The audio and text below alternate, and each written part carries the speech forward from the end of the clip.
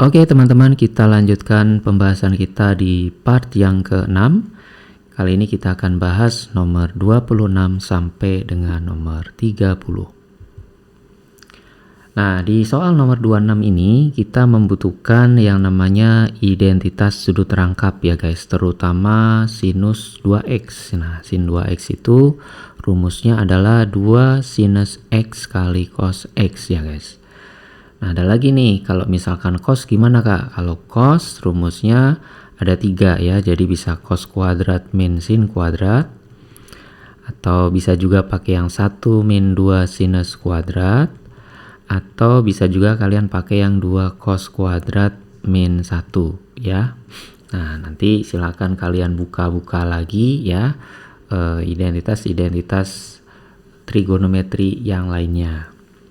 Nah, bagaimana cara kita mendapatkan ya sin 2x dari yang diketahui sin min cos ya.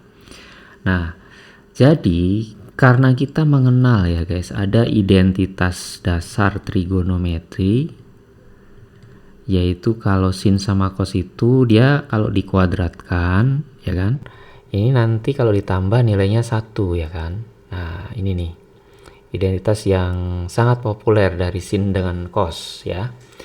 Nah, jadi supaya ini termuat identitas, maka cara satu-satunya adalah kita kuadratkan ya kedua ruas. Jadi kalau dikuadratkan nanti nih jadinya sin kuadrat x ditambah cos kuadrat x ya.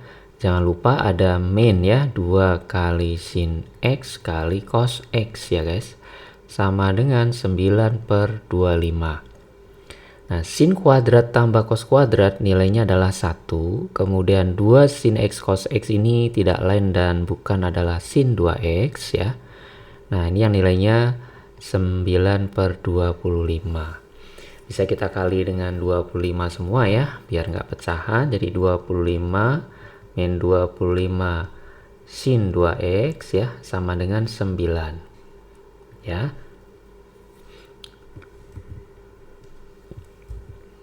Dan ini 25 ya guys, 25 sin 2x. Berarti 25 kurang 9 itulah nilai dari 25 sinus 2x, yaitu 16 ya guys. Nah, inilah nilai 25 sin 2x. Oke. Berikutnya nomor 27. Ada suatu garis melalui titik dan membentuk sudut terhadap sumbu x positif. Oke. Jadi kita ada rumus ya guys. Kalau kita mau bikin persamaan garis kan rumusnya y min y1 sama dengan m x min x1. Nah, ketika titik sudah ada ya, ini x1 y1, kemudian kita butuh m. Nah, kalau dia ngasih taunya sudut, m itu bisa kalian cari menggunakan rumus tangen alfa, di mana alfa itu adalah sudut yang dibentuk dengan sumbu x positif. Ya, sumbu x positif itu yang kanan ya guys. Kalau yang kiri namanya sumbu x negatif.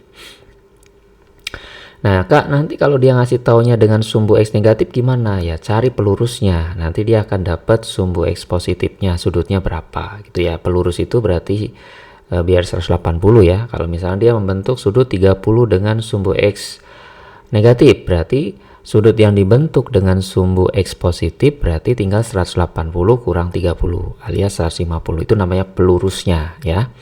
Jadi dalam hal ini gradiennya adalah tangen 30 ya guys. Nah, tangen 30 nilainya adalah 1/3 akar 3. Sehingga persamaan garisnya itu ya y min 14 sama dengan 1/3 akar 3 x min 2 akar 3.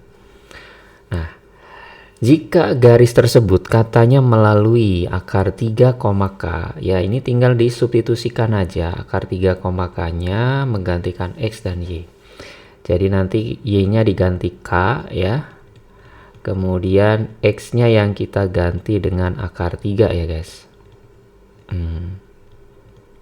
Seperti ini. Berarti k min 14 sama dengan 1/3 akar 3 kalikan dengan min akar 3. Karena akar 3 dikurang 2 akar 3 ya. Jadi k min 14 sama dengan sepertiga kali min 3 ya. Karena akar 3 kali akar 3 itu kan jadinya 3 ya. Jadi karena ini min jadi min 3. Berarti K min 14 sama dengan min 1. Maka K-nya adalah 13 ya. Jadi min 1 tambah 14. Begitu untuk nomor 27. Nah 28. Nah ini sudah mulai agak lumayan ya guys pemahamannya. Ada suatu barisan aritmatika memenuhi U10-nya 19. Kemudian U13 dikurang U9 itu adalah 4. Nah, jadi kalau misalkan ini kan dari misalkan suku yang berurutan ya guys, katakanlah UN dikurang UN-1. Itu kan nanti kita sering nyebutnya B ya. Kalau berurutan ya kan. Jadi kalau misalkan UN plus 1 dikurang UN ini juga B karena ini berurutan ya guys. Nah, kalau dia lengkap dari 13 ke 9 berarti ini ya, ini itu lengkapnya lengkap 4 ya. Itu berarti 4B. 4B yang nilainya 4. Jadi bedanya nanti adalah berapa guys? Bedanya adalah 1 untuk barisan aritmatika ini ya. Nah, kemudian dari U10 ya, U10 itu kan berarti A plus 9B ya guys. Katanya 19 karena B-nya 1.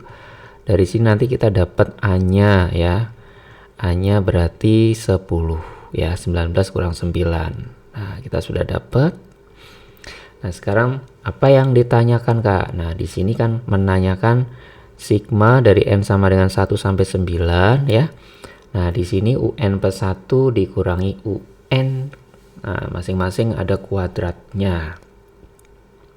Nah, bentuk ini kalau kita mau lebih sederhana dalam perhitungan ya, kita bisa faktorkan dulu ya guys. Jadi kan kuadrat kayak kita faktorin A kuadrat kurang B kuadrat aja. Nanti kan jadinya A plus B kali A min B gitu kan ya. Jadi nanti ini UN plus 1 tambah UN ya, dikalikan sama UN plus 1 dikurangi UN. Nah, bagian yang belakang ini tidak lain adalah B ya guys.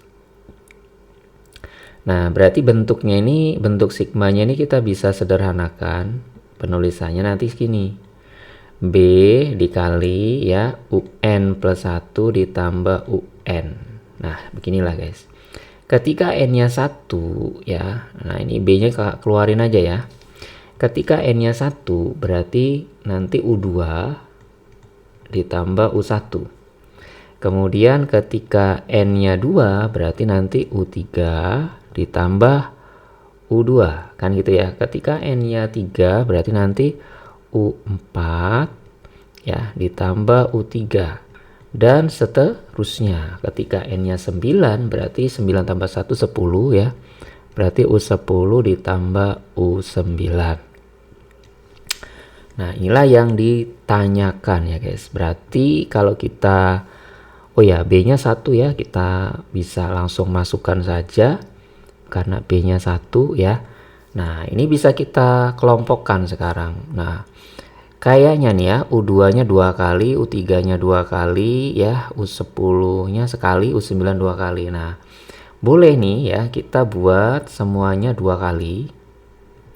Ya dari U1, U2, U3 sampai dengan U10. Nah, tetapi karena ada U1 sama U10 yang hanya sekali saja, maka kita harus kurangi ya guys. Kita harus kurangi dengan U1 tambah U10. Nah, gini ya. Nah, U1 sampai U10 kalau ditambah itu namanya adalah S10. Kan gitu ya. Nah, kemudian kalau U1 tambah U10 Kak, apa hubungannya? Nah, kita punya apa namanya rumus SN ya. Kalau kalian masih ingat, rumus SN itu ada 2 ya. Yang pertama, N per 2 A ditambahin UN ya guys. Jadi kalau misalkan S10 berarti kan nanti 10 per 2 A ditambah U10. Nah, A itu kan U1 ya. Nah, ini sama seperti. Jadi, kalau kakak butuhnya A tambah U10 saja, berarti kan 1/5 dari S10. Karena ini kan 10 bagi 2, 5 ya. Kalau kita pindahin jadi S10/5 atau 1/5 S10. Nah, ini kita bisa gantikan dengan 1/5 S10. Oke ya. Yang ini ya guys, kita gantikan. Nah, jadi persoalan kita hanya tinggal ini aja ya. Jadi kita bisa mencari 2 dikurang 1/5 dulu ya. 2 kurang 1/5 itu berarti 9/5 dari S10. Oke. 9/5 S10 kan berarti 10/2 ya. Kali A plus U10. Itu kan ya guys. Nah, ini kita bisa coret ya. Ini kan 5 ya, 10 bagi 2 5, 5 coret sama 5, jadinya tinggal 9. Nah, tadi A-nya kan 10 ya. U10-nya itu diketahui tuh 19 ya kan. Berarti 9 dikali 29 ya. Jawabannya berarti 1, nyimpen 8, berarti 18 tambah 8 berarti 26 ya. Nah, ini hasilnya 261 ya guys. Nah, ini cukup menarik soal yang nomor 28. Nah, berikutnya nomor 29. Nah, di sini kita harus menyelesaikan suatu persamaan ya. Kita olah dulu. Nah, sepertinya kita pecah aja ya guys. Jadi 2 pangkat X ditambah 2 pangkat X kali 2 pangkat 1 ya.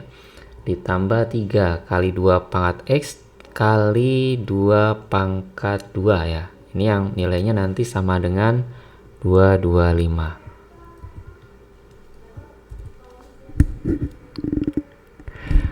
Nah, ini nanti kita keluarkan ya guys. 2 pangkat X-nya kita keluarkan.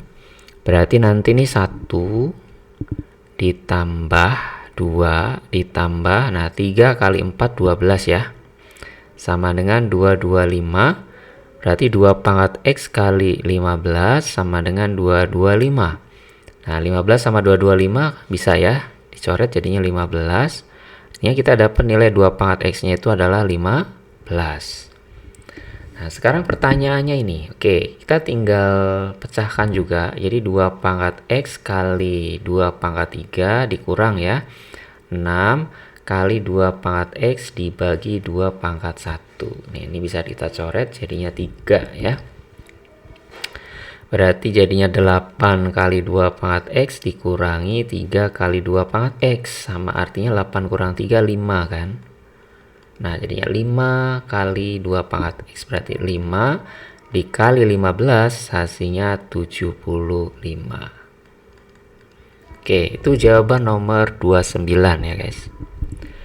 Nah, berikutnya nomor 30. Kalau kita baca, ini harus sabar ya guys membaca persoalan ini. Nah, di sini katanya ada sebuah grid persegi berlabel A1 sampai H8. Jadi ini maksudnya A1 ya, A1 sampai H8 ya. Nah, huruf petak bertambah dari kiri ke kanan. Nah, ini udah ya, segambar sedang nomor dari bawah ke atas bertambahnya. Setiap petak berukuran 2 kali 2 dan koordinat titik petak H8 itu koordinat aslinya adalah 11,8. Oke guys. Sebuah elips terletak di dalam persegi panjang yang merupakan gabungan seluruh petak B2 dan E6. Sehingga elips tersebut menyinggung keempat sisi persegi panjang tersebut. Oke, pertanyaannya persamaan elips ya. Nah, kita buatkan kotaknya dulu. Dia kan mulai dari B2 ya, B2 sampai dengan E6 ya kan. Nah, seperti ini berarti kotaknya, kotak biru ya guys. Jadi elipsnya harus berada di dalam kotak ini. Nah, ini udah kakak gambarkan. Nah, kita perlu tahu koordinatnya ya. Kita mulai dari H8 itu tadi dikasih infonya adalah titik 11,10 kan ya. Berarti ini tuh 11 guys. Setiap kotak tadi ukurannya 2 kali 2. Berarti sebelum H berarti nanti sebelah kirinya berarti 9. Ya kan? F berarti 7. Kalau E berarti 5. Kalau D berarti 3. Kalau C 1. Kalau B berarti min 1 ya. Kalau A berarti min 3. Nah, kemudian untuk si 8 ini mewakili koordinat Y ya. Y-nya 10. Berarti ini kalau ini 10 ke bawahnya 8, 6 ya. Kemudian ini 4, kemudian 2, kemudian 0, kemudian min 2. Nah, dan yang ini min 4 ya guys. Nah, bagaimana Kak cara bikin persamaan elips ya. Jadi kalau kita belajar dulu tentang elips itu ada dua macam kan ya guys. Ada elips horizontal dan elips vertikal. Nah, prinsipnya ketika kita sudah tahu pusatnya ya, nanti tergantung bentuknya. Kalau horizontal itu adalah yang besar itu di bawahnya X ya guys. Yang besar itu di bawah X. Jadi yang panjang ini kan memanjang ya, tiduran gini ya. Jadi A itu adalah jarak dari pusat ke puncaknya sini ya. Itu jaraknya A. Kalau B itu jarak dari pusat ke sini ke atas ya. Nah, seperti itu aja prinsipnya guys. Jadi kita tinggal mencari pusat beserta A sama B-nya aja nih ya.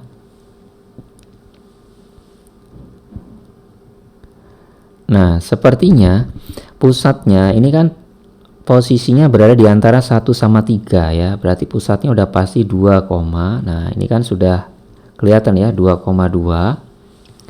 Jadi pusat elips ya itu nanti 2,2.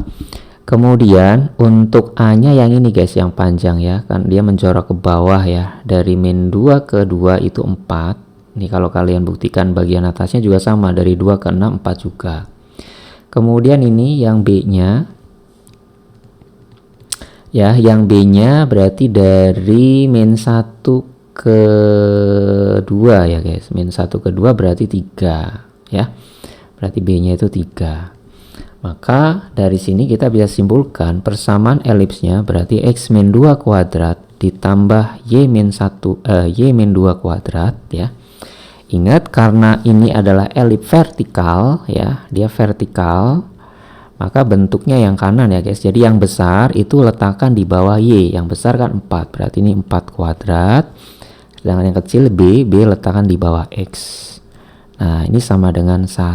Atau kalau kita tulis X min 2 kuadrat per 9 ditambah Y min 2 kuadrat per 16 sama dengan 1.